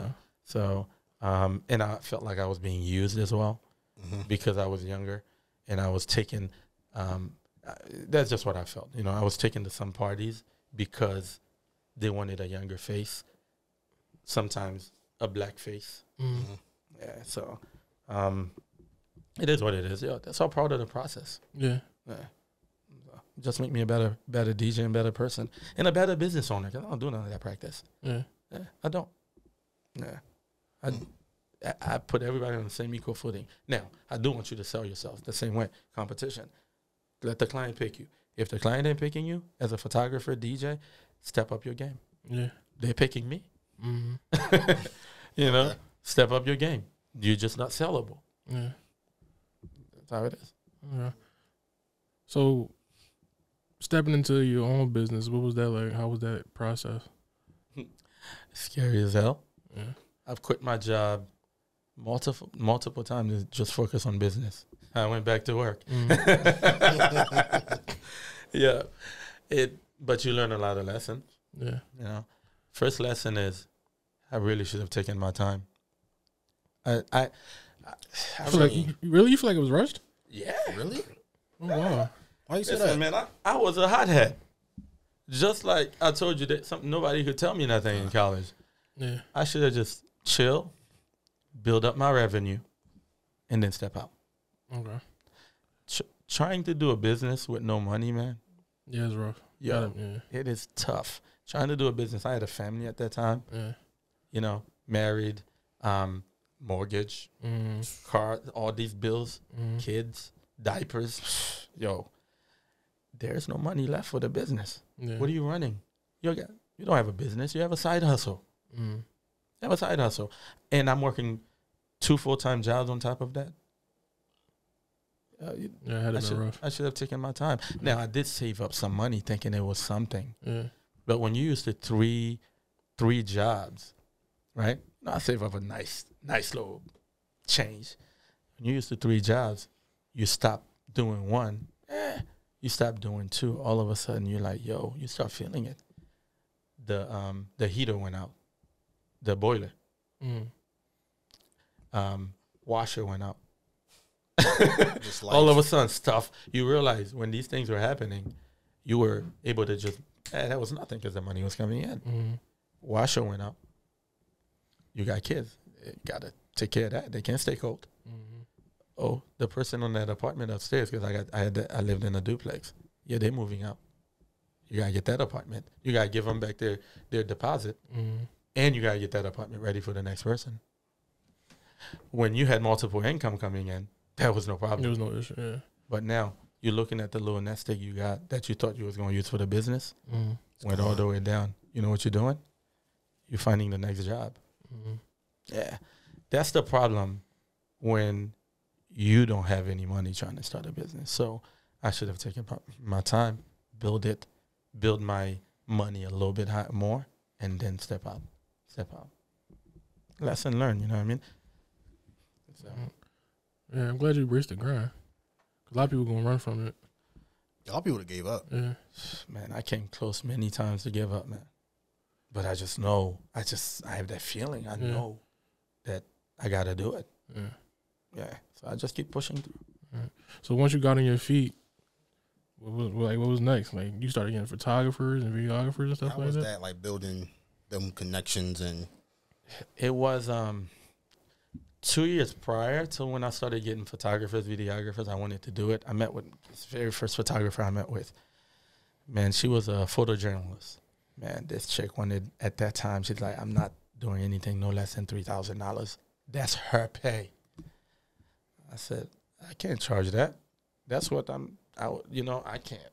So I just left that alone. And then I started talking to different photographers. I couldn't find quality people. And if I can't find quality people, I'm not doing it. And then I started like meeting other photographers and videographers. And then I started talking to them. And I'm like, yo, work with me. And they're like, yo, I'm always looking for extra gig, extra money. You know? And that's why they have their own. And they work for other people and they work with me. They love working with me. I was paying more. And I'm not like, I had that conversation with them. Listen, if you're working with me, reputation is key. I need you to, if I give you an event, I know you're going to hold your end of the bargain. I'm not going to call you, micromanage you. I'm not doing nothing like that. I just expect the best from you. And then that's it. I've let a couple people go because they show up, their ass is hanging out. You know what I mean? I show up. I'm next to these guys. I'm all suited up, 3-piece suit. I'm like, yo, because when I come correct. My man here with the pants falling off his behind and nothing. And then here's the thing. Not only the appearance is a lot, but then not only that, like if you're running late, It's just I've let a couple of people go just because of the way they are. Okay. Yeah, you're not serious. Yeah, but I got some really good people working with me. I don't say working for me; they're working because we're working together, working with me. Okay. You know? So where you at now? Like you have multiple DJs and multiple. My DJ squad is still low. It's let me see. Man, it's about 5 of us. Okay. Yeah. Is that including you? Yeah, that's including me. Okay. So you're looking for more DJs? I not yet. No. Not yet. I'm restructuring things, and then I'm going to then I'm gonna start looking for more DJs. Okay. But not, as of right now, not yet. Because I got a couple of people that want me to train them. Like you said, there's certain thing about their personality that I'm still working through. Okay. So we'll see where that goes. Because I would rather grab someone, train them. You know, like JB, Romy. Yeah, Ron. Shout out to Ron. Yeah, right. Big Ron. Romy. Been with me since he was 14. Yeah. You know, I tried to get him. That was him. Who, man? Man. I started with Jack. He started Really? with me. First guy's equipment. I tried to keep him on, but that wasn't his calling. I tried to keep him on. So I started with Romy. Like, when the time came and I started taking Romy with me, and I'm like, yo, he got it. So It's fun, though. Yeah, it is. DJ A lot is of fun. A lot of fun. And I train him, Romy now. You know, Romy gets on the floor. Romy gets on the microphone. They loving Romy. Mm-hmm. So, you know, I would rather get somebody like that and train them and then bring them and then have them come up, you know, and be on my DJ squad. Okay. You know, am I going to look for other people that's more experienced? Sure. Just not ready for them yet. So you're basically looking for like young prodigies. Yeah, pretty much right now. Okay. Yeah, because the guys I have are experienced enough. When I get an event, I can trust them to go do it. Okay. So that's why. What about videographers? And Same thing with Same thing? videographers. Yeah. Not the same thing. Videographers are mostly already established videographers. The guys I work with have at least 5 years experience in the game. Okay. Yeah, so they're well established. Yeah. So business now, how's business going? Business is good. That's why I'm at the point where I need to quit my job again and go back into it and go back into full force. Question, during COVID, how big of a hit did y'all take?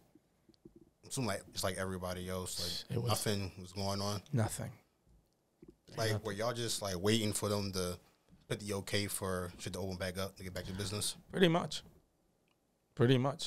Every event I had during COVID got rescheduled. Everything got pushed back years? A year or two. Some of them were pushed back later down that year, and they got pushed back again. And actually, a couple of events went through, but it was just like no dancing. You weren't allowed to have any dancing. Don't turn the music up high. Yeah, it was the craziest thing. Yo, what music got to do with COVID? Because you encourage people to dance. If the state walk in and find people dancing, they weren't spread apart. They would have shut down the facility, and they weren't willing to do that. So they had somebody standing there like, "No, you can't dance. No, don't dance. No, don't do that." That's the picture. That had in to my be mind is frustrating. funny. It was frustrating. Tell drunk people not to dance. Yeah, that's crazy. That's hard as hell. Yeah, you know, tell drunk people not to dance. Yeah, and after some facilities. After a while, they're just like, you know, after like 8 o'clock, they're like, all right, we just going to relax a little bit, but just don't do too much.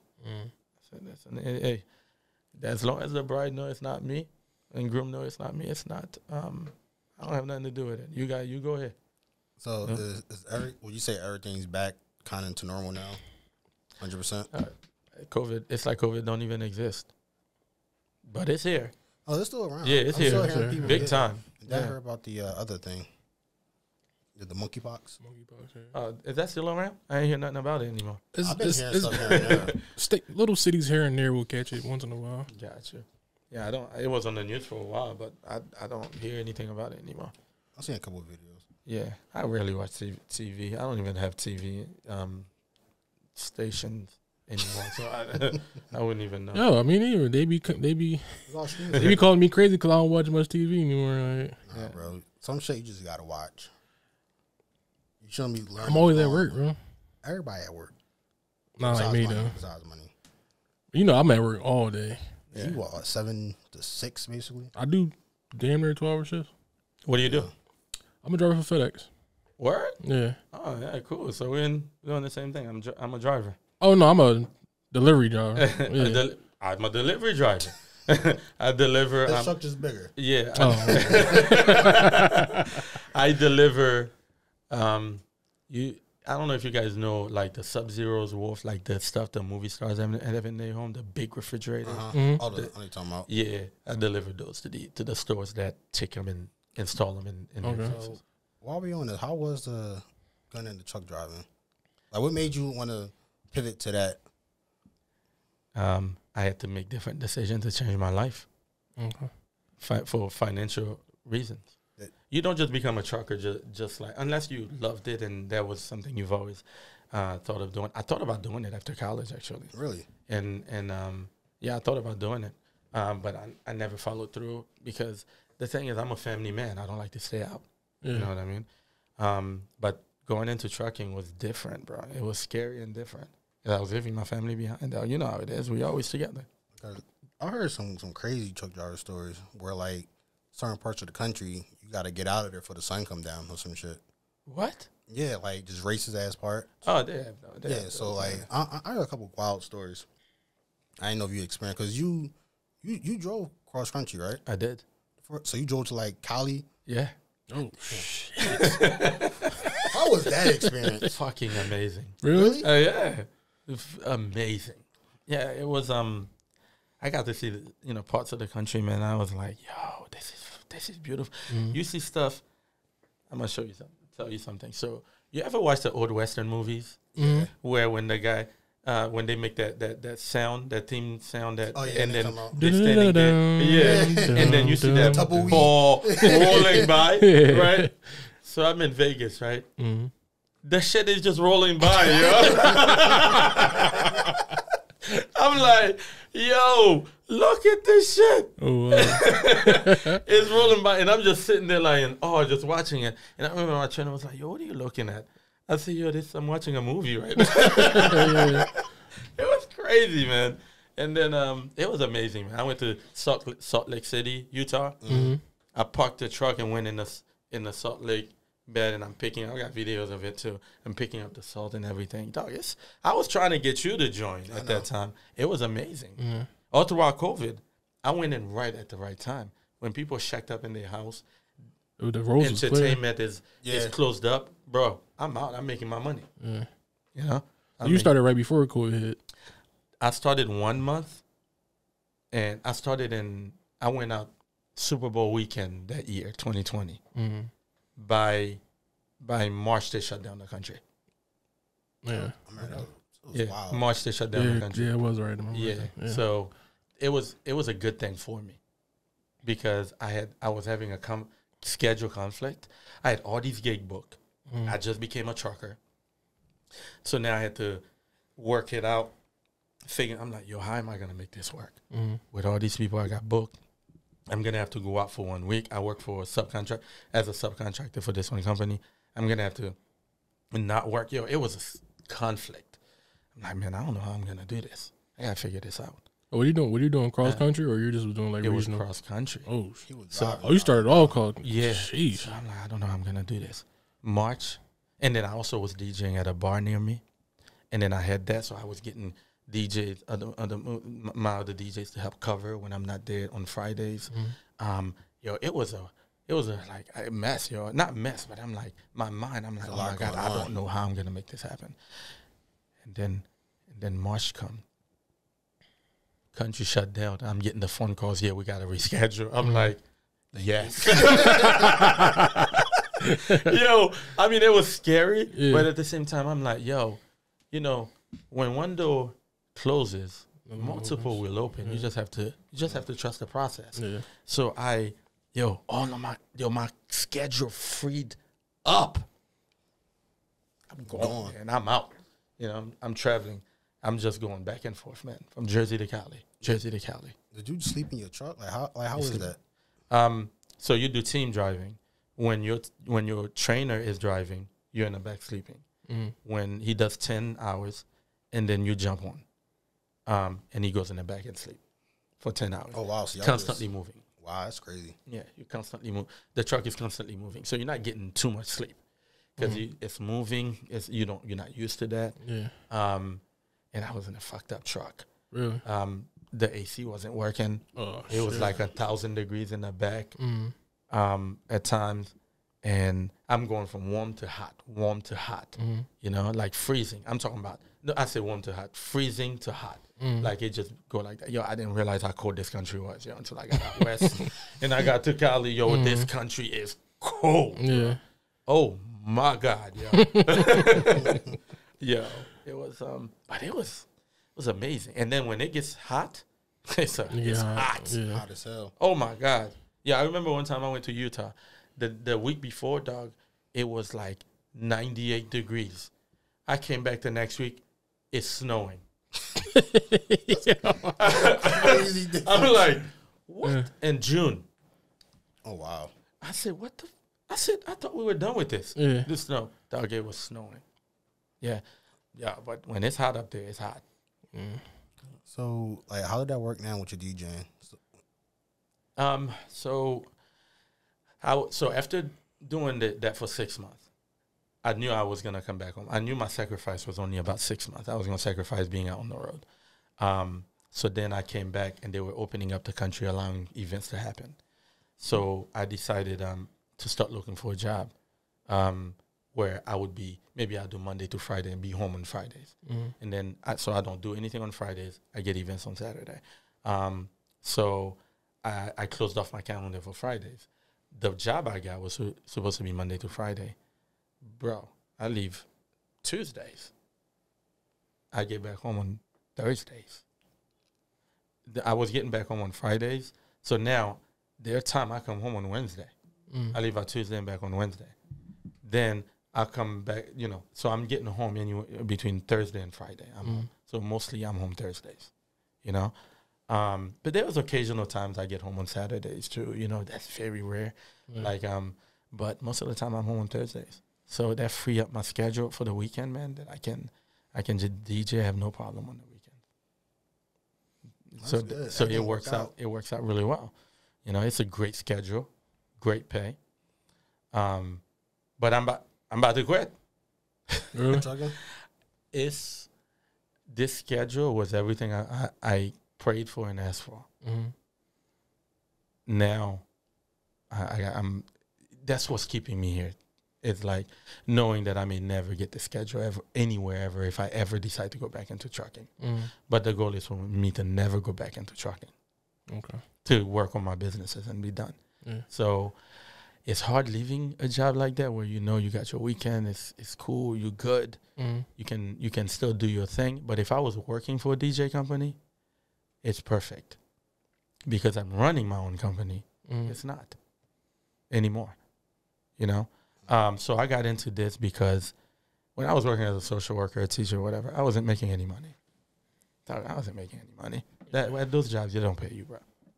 You get a stipend. You're a volunteer, and they just give you a stipend. Basically, if I didn't have a part-time job and side hustle, bro, I wouldn't make it. I wouldn't have none of the stuff I had now with kids and everything. So you can't do nothing with that. So I struggled a lot, man. People didn't know that. I struggled a lot. I came close to losing my duplex over there after I moved into that new house. And you told me. Yeah, people don't know that because, my income, we moved into a different house, bigger house, more money. We were living in a duplex where the top was paid. I rent the top, and all utilities were really low. So we moved into another house because of the kids, and we had to get a better school system for them. Yeah. And my income stayed where it was at. My bills went up. My expenses went up. And I had stopped working to focus on business. Then I had another kid. More money. More money.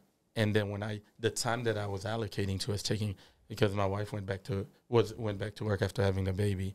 My other daughter, my second one, was gonna go to school, so I ended up quitting my job. I'm like, yo, I'm gonna do the business and like stay at home with them as well, so I can transport one to school, stay with the baby while she goes to work and everything. Dog, I underestimate what it's like taking care of a newborn. By the time my first daughter goes to the school in the county, my second daughter go to preschool 30 minutes away. So I got up in the morning. I had to get my first daughter to her other school. Then I have to drive 30 minutes. I have to get up, feed the baby, and all of that too. Because while my wife went to work overnight, she's going to sleep or whatever. Feed the baby, and then I got to load them up in the car, drop the first one off, then drive 30 minutes away to go drop the second one off, then drive back home, 30 minutes back home. Then by the time I make it back, I got to feed the baby, make sure the baby is eaten and set up. Doug. And then by the time I'm done, so I start prepping something for food. Bro, I had maybe 1 hour to make phone calls or to work on the business. And then after that, I go and try to make some food ready really quick, or at least prep. It's time to go pick them up again. So I got to pick the first one up. Oh, no, I go pick up the second one, 30 minutes away, 30 minutes back with the baby. Yeah. And then go pick up the other one. Bro. That's a lot. Yo. And then between doing that and cooking, I'm also trying to fit in phone calls and stuff like that. There's no way to run no business, man. Yeah. This is why in Shark Tank, they ask you, oh, you got a job now. Are you willing to leave that? Nah. Thank you very much. I'll see you later. Because if you're not focused on your business, you can't get nothing done. You ain't getting shit done. You don't have a business. So this is where I am now. It's like I have a dispatching company and I have the entertainment company. If I have two businesses and I still have to work, I might as well not have it. Yeah. The time think about it. I work most of the days. I come home on Thursday. So you're like, okay, well, you only leave Tuesday and come back Thursday. So you have plenty of time to do the business, right? Mondays I'm prepping to leave for Tuesday. I can't really do much business on Monday. I come back Thursday.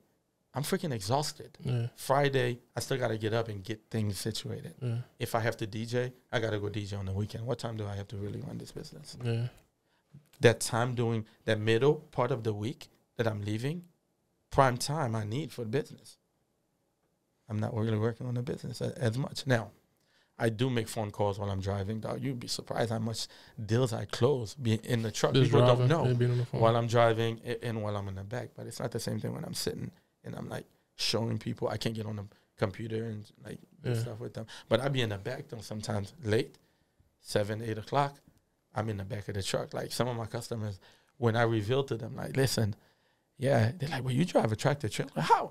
I said, yeah, you didn't know when I was talking to you in the back of the truck closing your deal. I was in the back of a truck. Right. They're like, wow, that's phenomenal. How do you do that? Look, it's just the way I've always been. It got to be exhausting. Exhausting. It has you think to be. You ever get a manager? So the best thing I did when I before I went into trucking, I had to establish certain things. The first best thing I did was hire an assistant. Her name's April. It's the best thing I did. Hire an assistant, man. She's practically running my business for me. She's been with me for 5 years, I think. Yeah. Before that. So she helped me get things situated because I have her. She took a lot off my plate and I was able to get into trucking. Okay. Without her, I wouldn't be able to get into trucking. Or I'd probably shut down the business. Because a friend of mine said something to me before. You're not a boss if you do everything yourself. Say that again? You're not a boss if you do everything yourself. Okay. I was the web designer. I was designing brochures, right? I was a secretary. I was everything you think about the business. It was me. And then I was DJing as well on top of it. You're not running a business. So then that's when I decided to go out and go. I'm like, I need help. And I need somebody smart. Yeah. And God blessed me with her. Okay. And, bro, she's helping me run both of my businesses. She's amazing. Yeah. So, and you need the support of family. Yeah. My wife supports, trying to get my kids there, but they're still small. They got their own thing. Yeah. They don't know I'm silently grooming them to be, to be moguls. Yeah. But, they'll get there. Yeah, they'll get there. All right. Everything sounds good. Sheesh. I said, Jack, man, you doing this thing, man. Yeah. Damn, that's what's Question, up. Man. you plan on buying more houses? So me and my wife was looking for, we were trying to flip a property. Okay. We decided to put that on hold because I need to do more research into learning. But we're still learning about it. We're still finding out. So if the right deal come along, we might jump on and do a flip. We also were thinking about doing maybe a vacation home. Okay. So we might buy a vacation home and Airbnb it. Okay. Yeah. So we're looking for the right place to invest. I feel like it's so hard to find a good house in Philly now. I'm not looking in Philly. I'm looking in Florida, Poconos. Oh, you going? I'm going out. Poconos might be nice. Poconos, yeah. So Florida too. yeah, I'm looking for. How you think it's gonna go? With this recession. So that's scary. That's another reason why I'm like leaving the job with the recession. Mm. I mean, we survived through a recession before, right? Yeah. We'll do just fine. I think we'll be just fine. We just have to change our habits. Yeah. Just stop buying crap you don't need. The way I always operate, I'm mostly buy stuff that's gonna make me money. Mm. Thank God I enjoy that. Mm. I buy DJ equipment. I enjoy that. Mm. I buy gadgets because what we have is because for like 5 years I've been wanting to do a YouTube channel. I get the footage, just never do anything with it. Editing is exhausting. By the way, I don't want nothing to do with it. Bro, man, I tell you, I am good on I sit down and try to edit. I'm like, nah, this ain't for me. Yeah. So. Props to people who edit. I hire an editor. Shout out to Chris. Yeah, I hire an editor. I got all these footage. I just don't know what to do with them.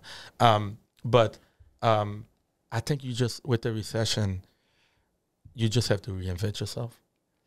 Don't spend on stuff that you want. Spend on what you need.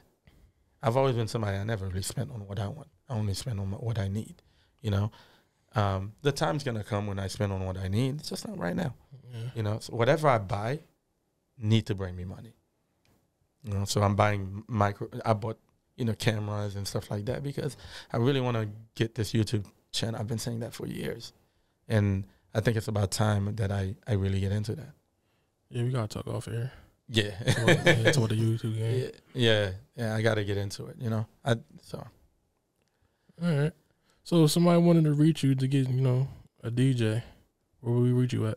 So you can do info@entertainmentandsounds.com. So info, INFO, the word entertainment, the word and, AND, and the word sounds, SOUNDS.com. You can also check me out at DJ Triple J on Instagram. That's my personal. Or you can check me out at Eclectic Events LLC. Okay. All right. Any more works, man? Wait, let me correct that. It's at Eclectic Events Inc. Yeah. Okay. You have any advice for anybody who trying to get in DJing now or trucking?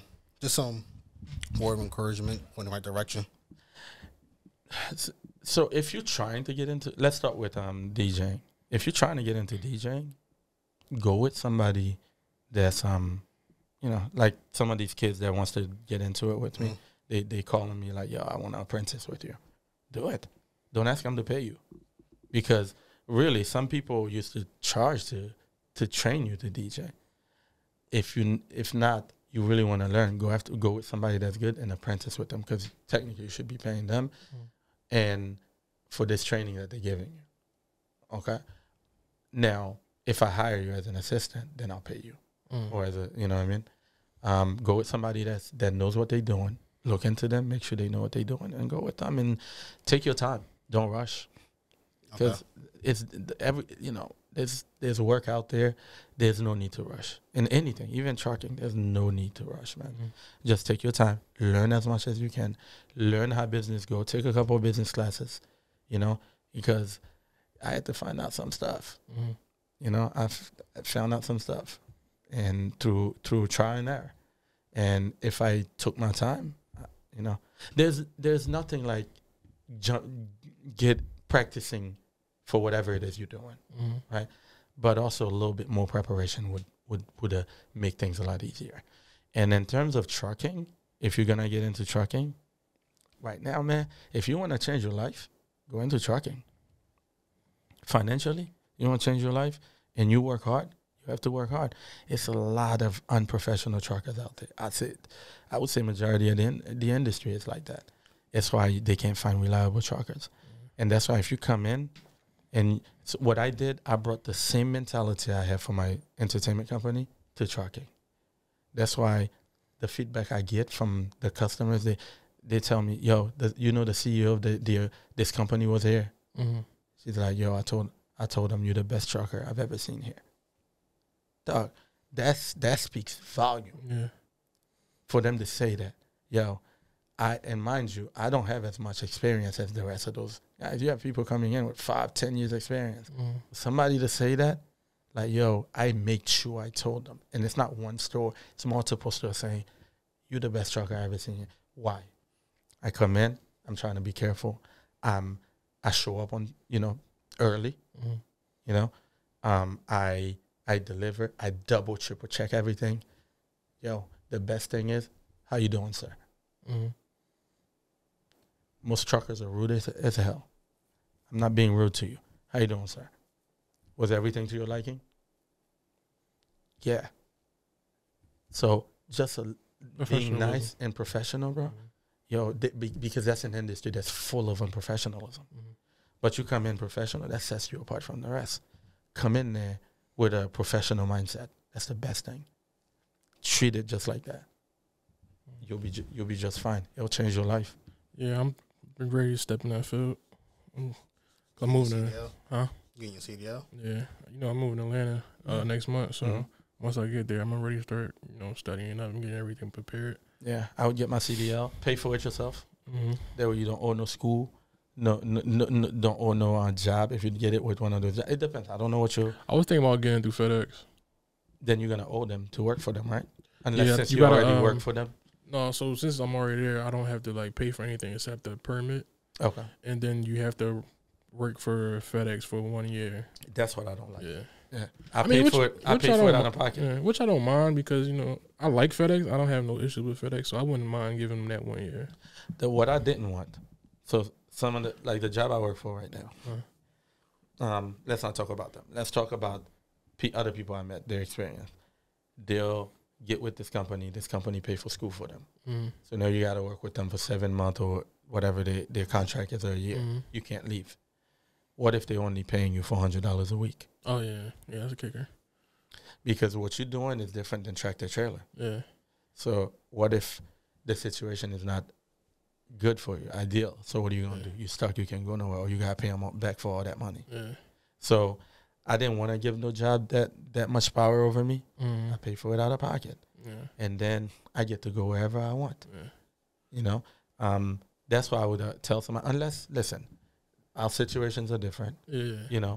But it was tough for me to pay, but I did it. Mm-hmm. So what I did is, and schools will put you on a payment plan.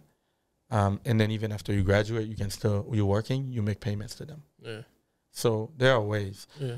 And I was able to get out, have my own schedule, work for whoever I want. And if I didn't like it, I got up and leave.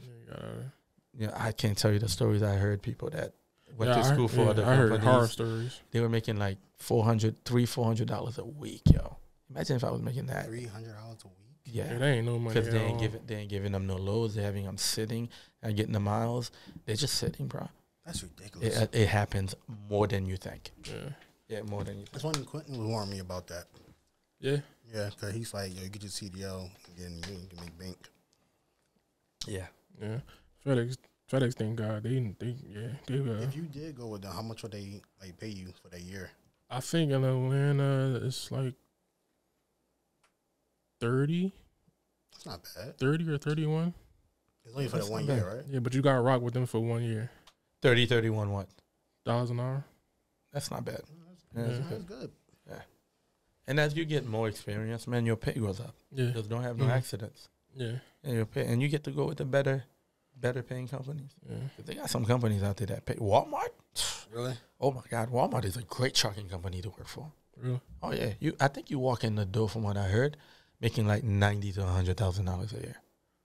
And it's not you driving a whole lot either. Yeah. Ever since that big accident, remember that big accident on the turnpike that involved Tracy Morgan in the Walmart truck? Yeah. Yeah, ever since then, Walmart changed everything about their policy. Really? It's one of the best places to work for as a trucker. Walmart, Costco, driving for the Costco. There's another company called, I'm advertising for them, marketing for them, and I ain't even getting paid. So, Do you just do all country, or you do regional? no, I don't do cross country anymore. Oh, you don't do it anymore? Remember, Oh. I did it for 6 months. Oh, yeah, that's right. And then I that's find right. the job I'm with right now, and then I just do regional. I literally just go up to New York State. Yeah. I go to like the borders of Canada in New York, and then I make my deliveries and drive back. It's not But bad. do you like the cross country or the regional better? Regional, what I like about regional, I get to come home. Okay. I get freedom. I still get to run my business. I still get to DJ. I get to spend a lot of time with my family. Yeah. I spent so much time. When I became a trucker, I spent more time with my family than I did when I was living here. Really? Yeah, because I was always working multiple jobs. Yeah. Yeah. You see what I'm saying? I was working multiple jobs. I was, during the week. They see me in the evenings or late at night. And then on the weekends, I'm DJing. Over the pandemic, I wasn't DJing. Yeah. Yeah, I after the 6 months, right? For the first 6 months, they didn't see me as much. After the 6 months, dog, they seeing me. I'm home Friday, Saturday, Sunday, Monday. Love. I'm not DJing. We barbecuing. Yeah. We chilling. Good family time. Yo. I'm sure the kids was loving Oh that. yeah. Oh yeah. And then I remember my wife was like, "Yo, dang, you don't have work? You still here?" I'm like, she was joking, but it's good to hear that. You know what I mean? Because it's like I'm home with y'all. Yeah. You know what I mean? It felt good that we can joke about that. You know what I mean? Because before it was just like I'm working a lot. But even though I work a lot, I never throughout all these years, I never take time away from my family. Yeah. Even when I used to go out a lot, I could go out and come home at 4 a.m, or 4 or 5 a.m, whatever it is. My kids have something at 6 o'clock in the morning. I'm getting my ass up or not even go to sleep, and then I'm taking them there. Because that's one thing I don't believe in. You letting your own shit gets in the way of you taking care of what you need to take care of for your kids. I do not allow that at all. Okay. So, but with that, that's I'm trying to go back to where I was, but advice for that, just take your time. Trucking, great place to be at. Okay. All right. Give your info one more time. So my email is info at the word entertainment, the word AND, and the word sound SOUNDS.com. Okay. Info at entertainmentandsounds.com. You can find me on Instagram at DJ Triple J. And also on Instagram, you can catch my business Instagram at Eclectic Events INC. Okay. Website entertainmentandsounds.com. My assistant manages all of my social media on Facebook as well. So most of the time you're not reaching me on on social media. I know I got TikTok as well. I don't know none of that stuff. Yeah, TikTok, Jack. Yeah, I do. I'll check you out. So I do have my personal. So my daughter had created one for me. Forgot the password. Then I created one I forgot that account completely. So I created one just so I can watch the TikTok videos that for like 5 minutes a day. And then my assistant just created a TikTok for the business. Okay. So ask me what the password or anything about it is. I have no idea. I got Twitters and all of that too. I have absolutely no idea. I'll put all the information in the description. Yeah. I can have April send all that stuff to you as well. Okay. So that's what I'll do. Podcast email. Yeah, just text me your email And I'm gonna tell April send all everything to these guys so they can upload it. Yeah, we'll have it all up there. I don't. That's not my domain, man. All right, man. I appreciate you coming through, man. Giving us good information. No problem. Yeah. No problem.